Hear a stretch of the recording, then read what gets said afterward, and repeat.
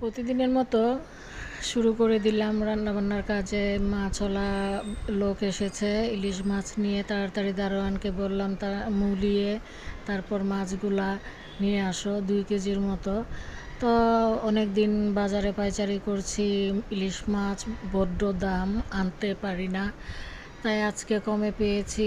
বেশি বড় না, ছোট না, মাঝারি সাইজ। তো প্রতিদিনের মতো শিউলি কাটাকাটি করছে, উস্তাবাজি করব, তারপর আস্ত ইলিশ ভেজে নিব।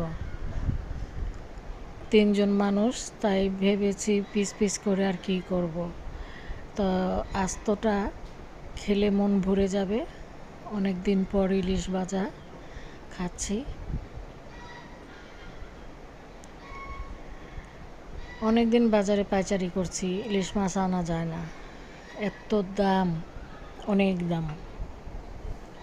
তাই আমাদের মতো মানুষ এত দাম দিয়ে খেতে পারবে না। যাদের অনেক রকম জায়গা থেকে টাকা পয়সা আসে, তারাই খেতে পারে এরকম বড় বড় আস্ত ইলিশ। আমি মধ্যম পরিবারের মানুষ, ছোট ইলিশই আমার পছন্দ। তাই আমরা মা ছেলে